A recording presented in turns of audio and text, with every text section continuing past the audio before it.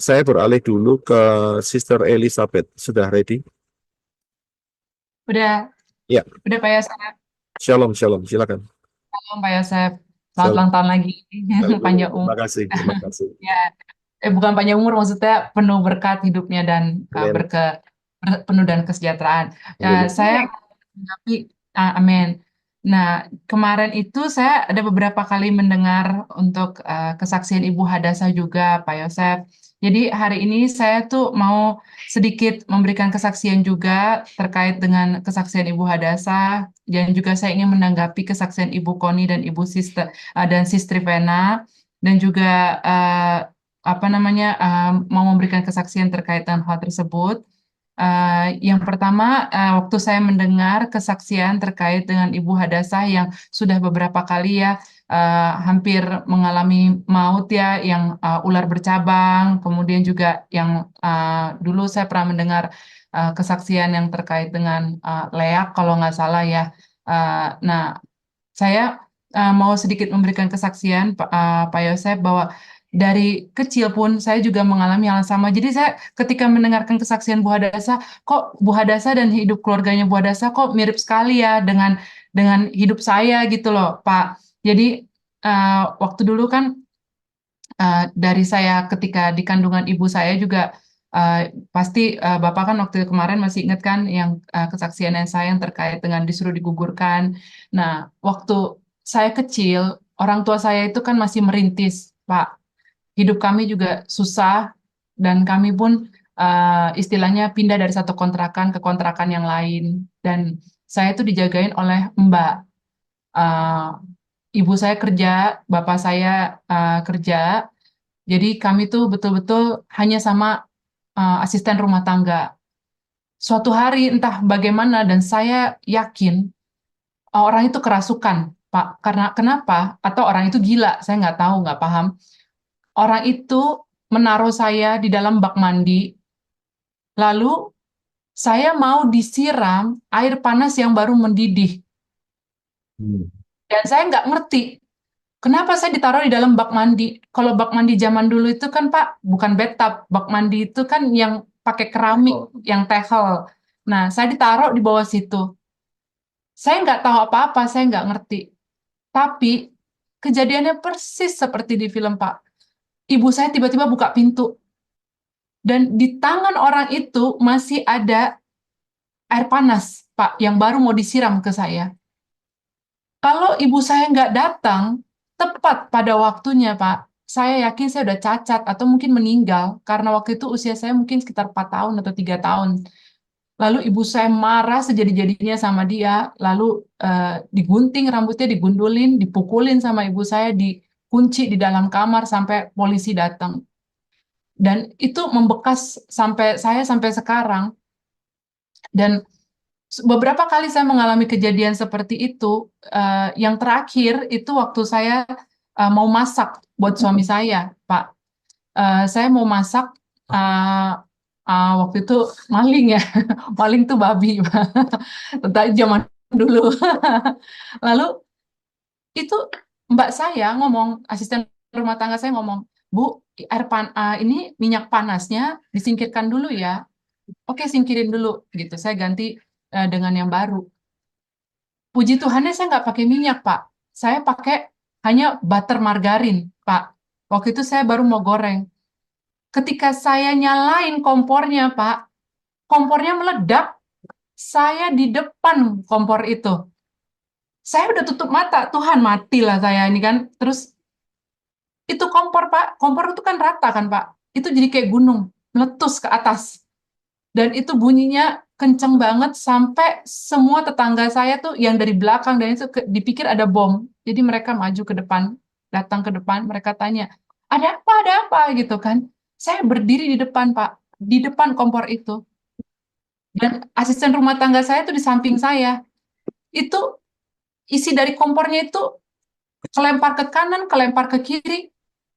Anehnya, Pak, saya seperti diselubungi oleh suatu suatu Tameng. satu tameng. Saya nggak kena apa-apa, bahkan saya nggak luka, Pak. Itu yang saya sampai hari ini. Tuhan, Kau mau apakan hidup saya, terserah. Saya janji saya akan memuliakan namamu dan menjadi kesaksian bagi engkau. Kenapa? Karena seharusnya saya juga mati di situ, Pak. Saya yakin, Pak. Kenapa? Itu kompor, orang yang datang aja dari tukang kompor ya sampai bingung. Ini gasnya bocor atau gimana, Bu? Karena kompornya hancur, betul-betul hancur, Pak. Dan saya di depannya persis, tapi saya nggak kenapa-napa. Jadi apa namanya, Tuhan tuh sungguh luar biasa ya Pak. Dan Bu Hadasa juga cerita terkait dengan sekolah. Saya sampai ketawa, ini benar-benar seperti apa yang saya alami. Jadi waktu saya kuliah Pak, untuk menjadi seorang sarjana hukum, saya tuh selalu mau jadi lawyer. Kenapa? Karena ibu bapak saya lawyer. Nah, kemudian tiba-tiba saya mau berubah jadi notaris. Berubah lagi mau jadi lawyer, berubah lagi mau jadi notaris. Akhirnya singkat cerita, saya sekolah notaris. Karena saya lihat hidup tante saya kok enak ya jadi notaris. Pas saya sekolah notaris, sebelum saya ujian notaris, itu kita ada semacam tes, Pak. Dan tes itu tes yang sifatnya publik, jadi betul-betul menyaring. Dan saya waktu itu mau masuk ke universitas yang di Indonesia itu universitas yang paling bagus, yaitu Universitas Indonesia, Pak. Karena memang hanya dulu waktu saya sekolah notaris, hanya sekolah negeri yang bisa menjadi notaris. Nggak seperti sekarang. Lalu saya sebelum masuk ujian itu saya juga bimbel dulu bimbingan belajar 2 bulan supaya bisa masuk karena itu sulit sekali masukkan di situ kan. Ada ujian matematika Pak, saya nggak bisa. Saya lihat saya jago menghafal, jadi saya hafalin rumus Pak, saya hafalin angka, saya hafalin caranya. Ketika saya ujian ternyata yang keluar itu bukan angka, jadi dia adalah huruf, Pak. Lalu saya mau nangis, Pak, ini apa namanya ujiannya kok nggak ada angkanya? Oh ya ibu kerjakan aja seperti itu, kata dia gitu. Itu emang emang seperti itu ujiannya. Lalu saya berdoa sama Bapak Yahweh, "Eh, Bapak, saya nggak belajar ini, saya juga nggak ngapalin ini. Saya nggak tahu mesti ngisi apa, tapi kalau kau memang memperkenankan saya dan saya harus jadi notaris, apapun yang saya isi di dalam soal ini, saya akan masuk ke Universitas Indonesia. Lalu saya buletin aja asal-asalan semuanya. Setelah selesai ujian, teman saya kasih tahu, kamu tadi bisa isinya gitu. Eh, apa namanya? Saya buletin semua Bu, gitu. Loh, itu kan ada -2 kalau kamu salah. Dia bilang gitu. Jadi kalau kita isi salah, nilai kita itu dikurangin 2, dikurangin 2, dikurangin 2. Terus saya berdoa sama Pak Yahweh, Tuhan, saya baru tahu nih ada -2 nih sekarang. Tapi apapun, saya percaya kalau saya memang Engkau takdirkan menjadi seorang notaris, saya akan masuk. 2 minggu kemudian hasilnya keluar, Pak. Teman-teman saya banyak yang ketolak. Terus saya didampingi ibu saya, kita cek.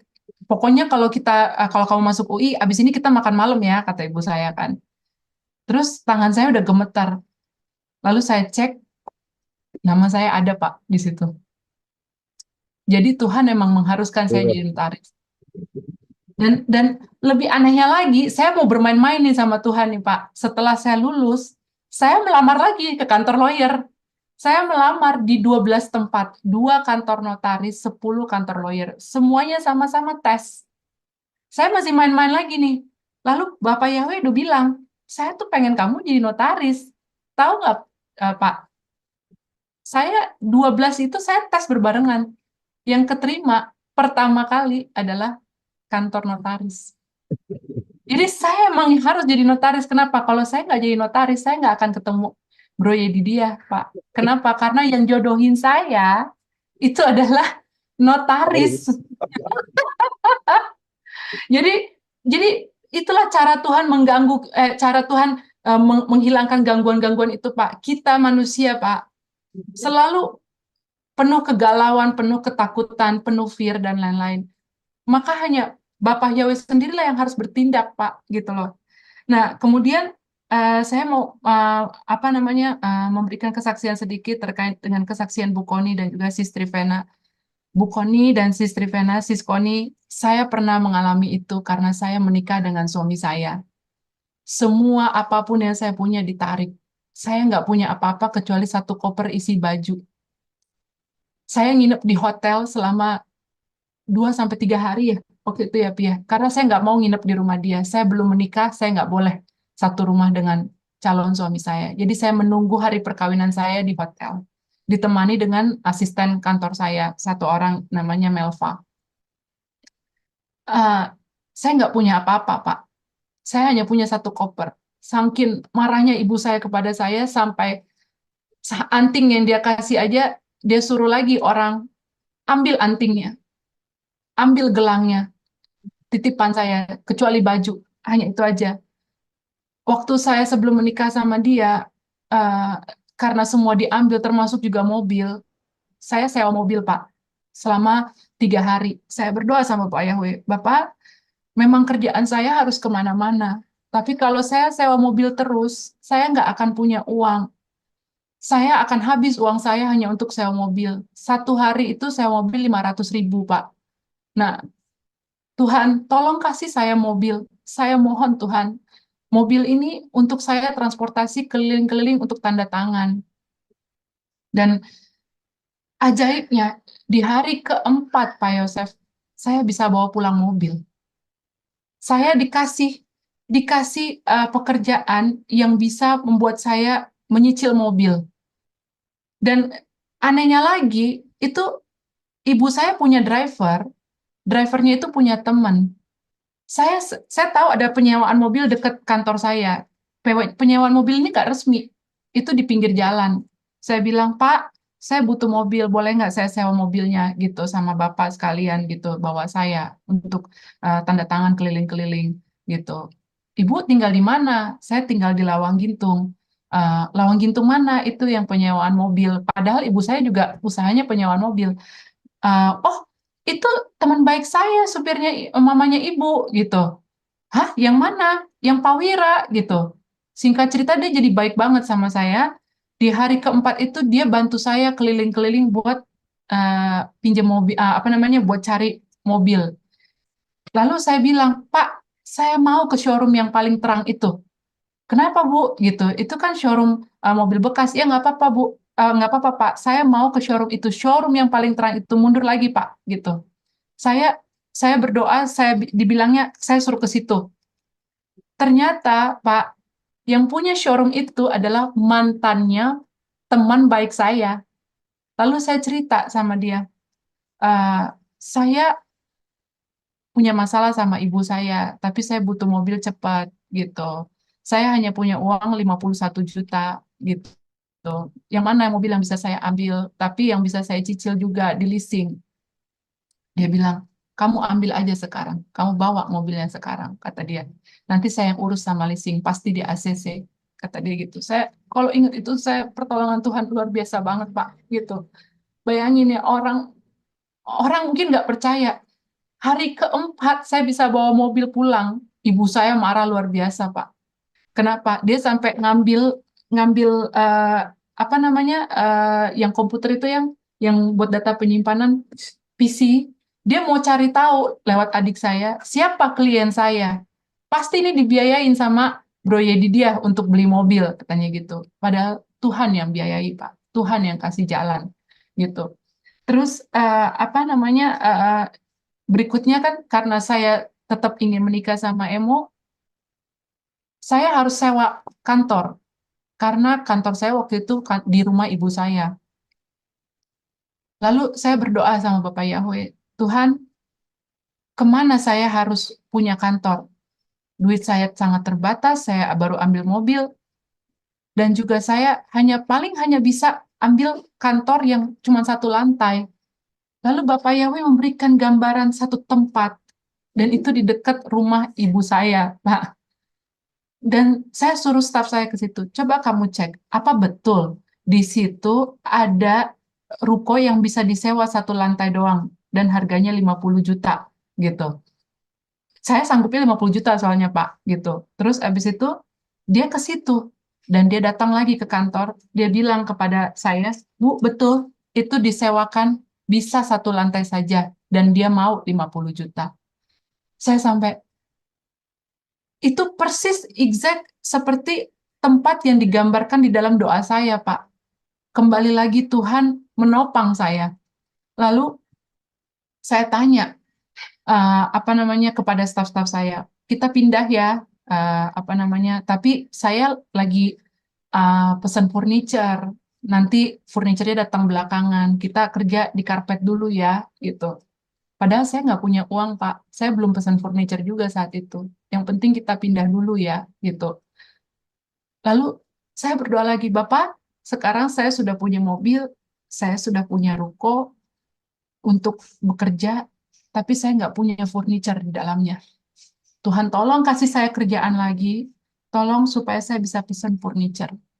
Singkat cerita lagi, Tuhan kasih kerjaan lagi, Pak. Dan hari itu juga dibayar, saya pesan furniture. Furniture seadanya. Lalu, apa namanya, saya sama suami saya menikah, Pak. Itu hanya 7 kilo dari rumah saya yang di Bogor, Pak, jaraknya. Semua orang bilang, kamu gila ya, Elizabeth. Itu gimana kalau nanti ibu kamu datang, gitu loh. Nggak mungkin, ini nggak ketahuan, ini cuman ini deket banget, dan semua yang ada di dalamnya itu, Pak.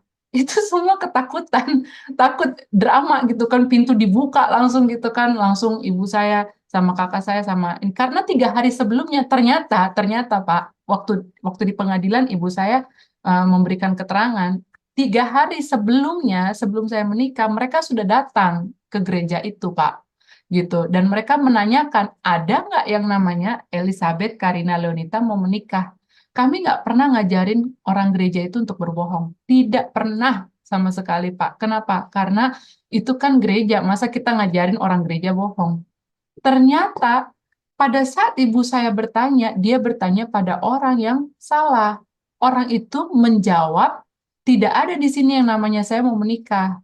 Adanya nama yang lain. Ternyata nama saya secara tidak disengaja salah dicatat, Pak. Itulah pertolongan Tuhan yang menurut saya nggak ada habis-habisnya. Bagaimana orang nggak bisa mengerti deh. Bagaimana luar biasanya Bapak Yahweh melindungi kami ya. Dan kami menikah, waktu itu saya belum mengerti ya. Nama gerejanya adalah Zebaot, Pak. Sekarang saya baru mengerti. Waktu kemarin saya lagi mau tidur, habis berdoa, saya diingetin, "Eh, kamu menikah di mana, Beth?" Zebaot. Saya baru ngerti sekarang, saya langsung cari artinya. Apa Zebaot itu artinya? Artinya adalah Tuhan yang Maha Kuasa. Jadi kalau Tuhan sudah berkenan, kita nggak usah takut apapun, Pak. Karena apa? Pada saat saya di situ pun saya nggak takut apapun lagi. Karena apa? Saya yakin ketika saya berdiri di situ, tidak akan mungkin terjadi sesuatu yang berbahaya sama kami, gitu loh, Pak. Walaupun ada di kemudian hari kami digugat di segala macam, Tuhan akan kembali mengirimkan pertolongan yang luar biasa. Dan itu pun kembali lagi Tuhan buktikan pada saat COVID.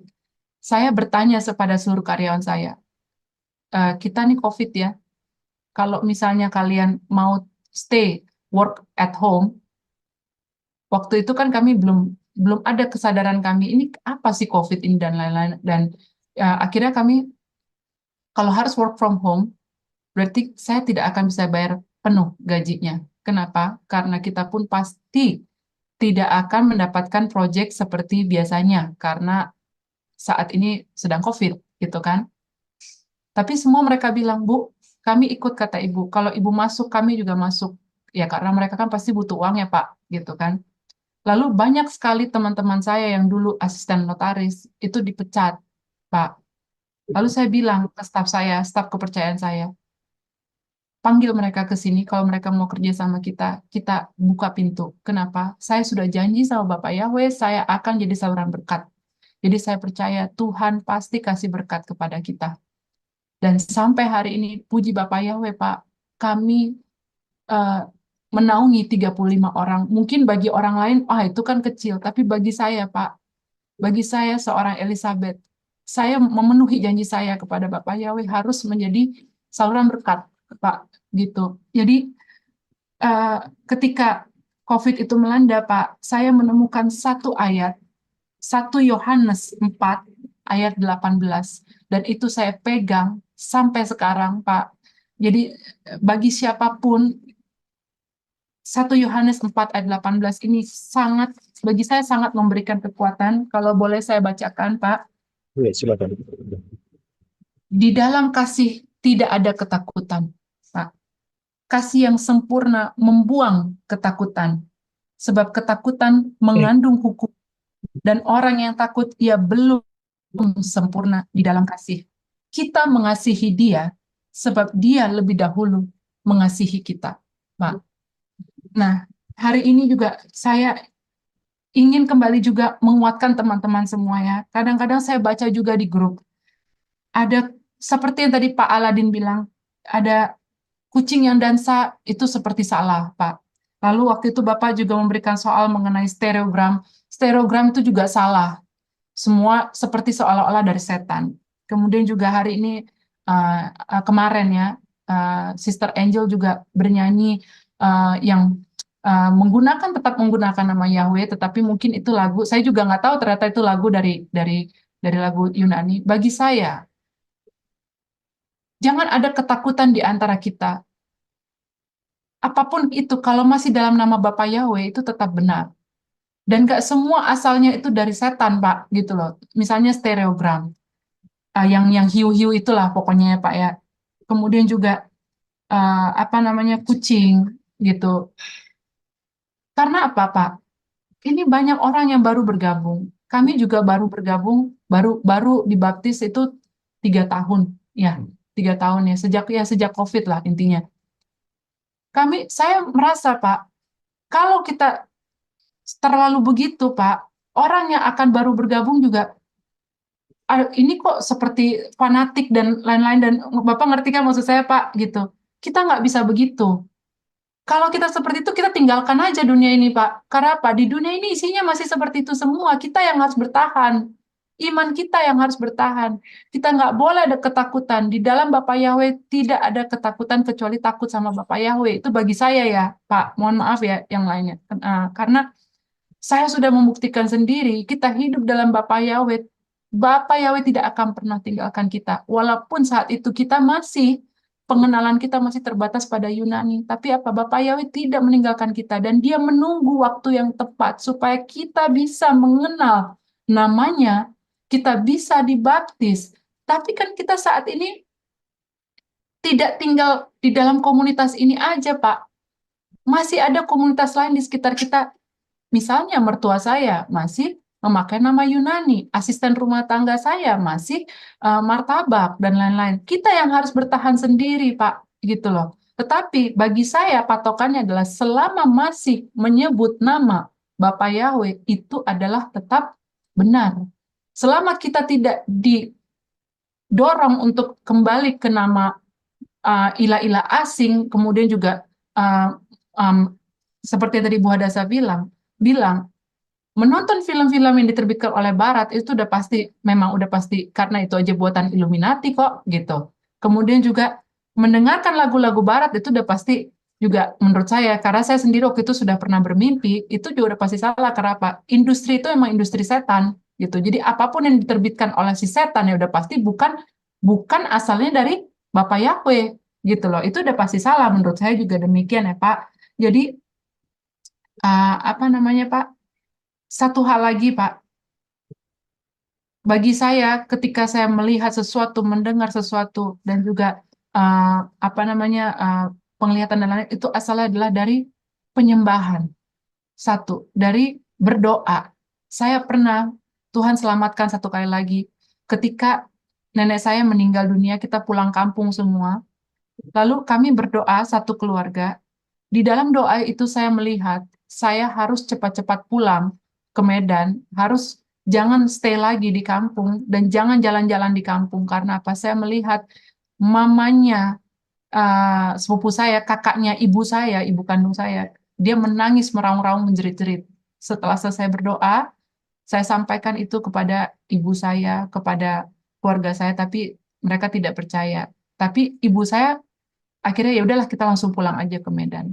Nah, mereka nggak pulang, sisa keluarga saya itu nggak pulang, Pak. Dan ternyata betul, pada saat perjalanan kami ke Medan, kakaknya ibu saya itu telepon ke mama saya menangis meraung-raung. Kenapa? Satu mobil mereka itu kecelakaan, supirnya meninggal dunia karena tertusuk pohon, dan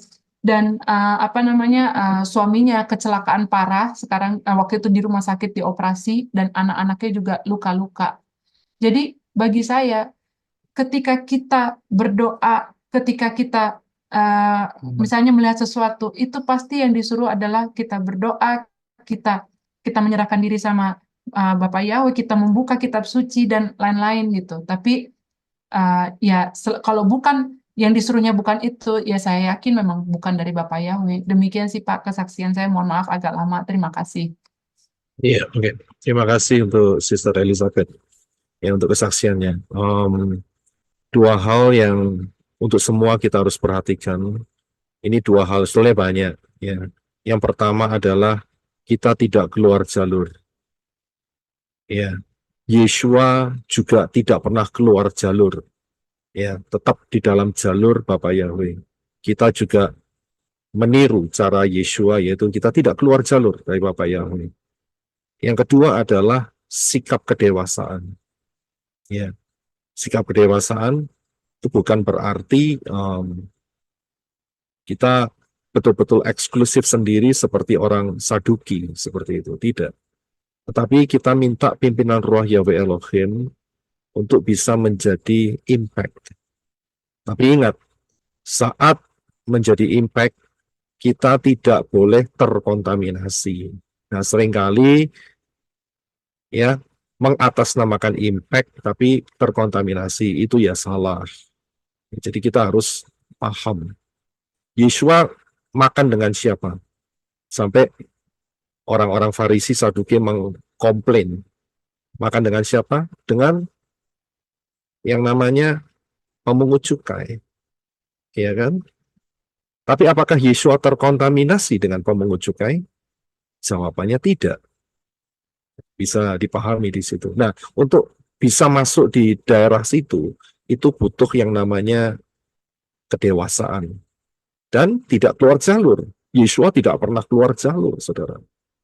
Bahkan satu kali Yeshua didatangi oleh satu perempuan yang tahu, orang sekampungnya itu tahu bahwa orang ini perempuan nggak baik. Ya kita tahu lah model seperti apa. Tapi Yeshua saat itu, perempuan ini tiba-tiba dia menangis dan dia membasuh, mengeringkannya dengan rambutnya. Ya kan? Bahkan Yeshua saat itu mengatakan kepada, kalau nggak salah Simon yang mengundang, kamu ngundang aku masuk, kamu nggak membasuh kakiku. Tapi perempuan ini, dia membasahi kakiku dengan air matanya dan membasuhnya, mengeringkannya dengan rambutnya. Begitu. Untuk beberapa orang di sekitar situ, itu rasanya satu perasaan yang galau sekali gitu. Bahkan mereka mengatakan, apakah Yeshua tidak tahu ini perempuan betul-betul perempuan yang bejat, begitu. Ya kan? Tetapi apakah Yeshua terpengaruh? Tidak. Kita bisa lihat, Yeshua tetap di dalam koridor yang benar. Tapi di satu sisi, Yeshua mampu mengekspresikan pengaruhnya untuk menyelamatkan banyak orang. Begitu. Jadi kita coba masuk di dalam arena kedewasaan ini, seperti yang contohnya seperti Kefa yang di Kisah Rasul 10 dan juga Nabi Hosea yang seperti itu. Saya rasa itu yang saya mau sampaikan, dan terima kasih. Ini satu kesaksian yang saya bilang Bapak Yahweh bekerja luar biasa. Satu hal yang saya ingin tanggapi mengenai kesaksian awal saat sister masih kecil mau disiram air panas. Berpijak dari kesaksian itu, saya yakin saudara semua mungkin pernah mengalami, tapi versinya beda-beda. Saya mau nambahkan seperti ini. Kita tahu dari Dafar Elohim bahwa ada yang namanya rapat ilahi. Saudara tahu ya, pernah dengar rapat ilahi. Rapat ilahi itu saudara bisa temukan di dalam kitab Iyyub, kitab Ayub, dan juga rapat ilahi itu saudara bisa temukan saat Raja Ahab itu sudah habis masa hidupnya. Ya. masa hidupnya habis, dan saat itu ada rapat ilahi di mana Elohim ya mengatakan siapa yang mau bisa membawa Ahab untuk berperang melawan Aram kalau nggak salah, ya berperang saat itu. Dan tiba-tiba ada satu roh sidang ilahi ya. Terima kasih. Ada satu roh, yaitu dia bilang aku bisa. Dengan cara apa? Dengan cara roh dusta. Nah, oke. Berpijak dari itu, saudara perhatikan. Ya, ada sidang-sidang ilahi yang tidak kita ketahui saat kita masih kecil. Dan yang kita rasakan itu hanya sepertinya sebuah malapetaka yang tercancel begitu. Maksudnya dalam arti nggak jadi begitu ya. Beberapa contoh, sister mau disiram dengan air panas seperti itu. Kemudian ada lagi yang kesaksiannya Ibu Rasa Fang Fang. Dia saat masa mudanya hampir diperkosa 2 kali, ya kan? Hampir juga dijebak oleh orang-orang teman sekolahnya juga, ya. Nah, dari situ kita bisa melihat setan itu memakai orang-orang. Mungkin orang-orang itu nggak sadar, tetapi dia dipakai untuk mencelakakan ya anak-anak Bapak Yahweh karena mereka tahu satu kali nanti entah kapan ya orang-orang ini ya akan betul-betul percaya kepada Bapak Yahweh dalam Yeshua HaMashiach dan masuk di dalam rapture. Saya kasih contoh, saya belum pernah menyaksikan hal ini. Jarang sekali.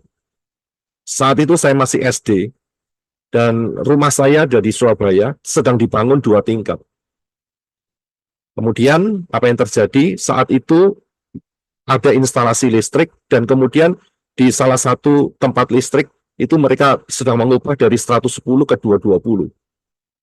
Di saat itu saya berada di lantai 2 dan posisinya betul-betul berantakan, jadi masih acak-acakan karena lagi dikonstruksi. Dan saat itu ada 2 kabel yang keluar dari satu seperti kayak stop kontak gitu, tahu deh ya stop kontak ya, on off gitu, kan ada 2 kabel begitu, ya. Dan saat itu sebelahnya itu ada kayak on off-nya, tapi sebelahnya itu ada 2 kabel keluar begitu. Saudara tahu, saya punya didorong saat itu untuk saya memasukkan 2 kabel itu ke lidah saya. Saya didorong untuk itu. Saat saya mau melakukan hal itu, tiba-tiba yang masuk bukan lidah saya, tapi tangan saya yang bergerak, entah dari mana. Saya pegang dua-dua dan itu strum, saudara. Saya langsung kena shock gitu, strum saat itu. Saya tahu itu 220 karena tukangnya sudah ngomong ini dipindah dari 110 ke 220. Dan setelah itu saya bisa melepaskan diri saat itu. Untungnya begitu. Saya bisa melepaskan diri dan saya baru sadar beberapa puluh tahun kemudian bahwa ada setan yang mencoba untuk mendorong, untuk mencelakakan saya. Coba Anda mati saya saat itu. Jadi saya lihat, karena mereka kemungkinan tahu, ya sangat besar mereka tahu bahwa nanti satu kali nanti, entah kapan, saya bisa melalui fase-fase kehidupan, ketemu dengan Ibu Rasa Fang Fang, punya anak, pindah ke US, dan sebagainya, dan akhirnya percaya kepada Bapak Yahweh, dan hari ini menjadi berkat impact karena semua banyak peristiwa itu, dan itu mau di-cancel oleh setan saat itu. Saya yakin saudara mungkin juga mengalami hal demikian. Mungkin masa kecilnya saudara mungkin dibuang, atau saudara entah mau dibinasakan, kecelakaan sesuatu, ya. Seperti contohnya kalau yang kita jelas ingat Sister Trivena, tiba-tiba dia juga dihantam truk begitu, ya kan? Di balik itu semua itu ada sidang ilahi yang seperti itu, ya. Dan puji Bapak Yahweh, untungnya apa? Ada malaikat-malaikat Bapak Yahweh yang melindungi kita semua. Itu luar biasanya di situ. ya sangat-sangat luar biasa, sehingga tidak sampai celaka seperti itu. Saya hanya pernah diceritai saja bahwa saat saya masih beberapa bulan setelah dilahirkan, saya dititipkan sama oma saya, dan saat itu dia sudah kena yang namanya stroke, ya, kena stroke, jadi kena apa itu namanya, pansui, tahu pansui ya, kena stroke, mati sebelah, ya, dan dia tidurkan saya di ranjang dekatnya tembok, dan tidak ada sekat lagi, hanya tembok. Tiba-tiba yang terjadi, malamnya saya hilang. Tiba-tiba saya bisa pindah di kolongan, di kolong situ, dan bagian yang paling dalam. Dan kalau itu dilihat, tidak ada yang bisa memasukkan saya ke sana, dan saya sendiri belum berjalan. Itu saya hanya dengar ceritanya begitu. Ya, bagaimana caranya saya bisa pindah seperti itu? Berarti ada malaikat. Malaikat yang model apa? Saya juga nggak tahu. Tapi satu hal, dari situ saya belajar mulai sekarang, saya lihat, ternyata ada sidang ilahi. Ya, bukankah firman mengatakan, sebelum engkau dikandung ibumu, aku sudah mengenal engkau. Saya bisa lihat, sudah mengenal engkau. Berarti semua perencanaan kehidupan kita, itu ada bukunya. Begitu, di hadapan Bapak Yahweh. Nah, sekarang tinggal kita yang sadar sekarang, tetap berpaut di dalam Bapak Yahweh, dalam Yeshua Masih. Ada peristiwa-peristiwa yang cukup aneh. Juga termasuk dengan Ibu Hadasa Fangfang itu ceritanya lebih banyak dari saya. Mujizat-mujizatnya. Ya, bagaimana setan mencoba untuk menghalang-halangi dia. Begitu. Ya, karena setan tahu, satu kali nanti dia, kesaksian-kesaksiannya dia, itu akan menjadi berkat buat banyak orang. Suatu kesaksian-kesaksian yang ekstrim, saya bilang seperti itu. Ya, yang nggak masuk akal, saudara. Tapi kejadian, saudara. Saya bisa lihat. Jadi di sini kita bisa lihat di dalam alam supernatural ada pertempuran. Yang satu memang sudah tahu dari sidang ilahi, nasib, bukan nasib ya, perjalanan hidup seseorang. Dan di satu sisi ada malaikat-malaikat yang dikirim Bapak Yahweh untuk melindungi saudara. Terutama juga melindungi Ibu Hadasa Fangfang, melindungi Angel. Itu Angel hampir mati itu saat dia lahir. Ya, karena Ibu Hadasa Fangfang ketubannya pecah. Dan terus terang saat itu betul-betul saya betul-betul nggak dewasa saat itu. Ya, sehingga saya entah pergi kemana saat itu. Ya, dan saya tinggal Ibu Hadasa Fangfang, dan puji Bapak Yahweh ada yang menolong saat itu. Saya harus mengakui bahwa kalau bukan karya tangan Bapak Yahweh, saya kehilangan Angel. Saya kehilangan Angel. Begitu. Termasuk Elizabeth. Elizabeth juga dokternya berkata ini gugurkan saja. Begitu. Tapi Ibu Hadasa Fangfang punya iman yang kuat. No, ini jadi anak kok. Ini anak. Gitu. Saya juga bingung juga, nggak ngerti apa-apa saat itu. Tapi karena pertolongan malaikat-malaikat Bapak Yahweh yang senantiasa ada di dalam hidup Ibu Fangfang, dan akhirnya kita bisa lihat hasilnya sekarang. Mereka menjadi blessing, menjadi berkat, ya.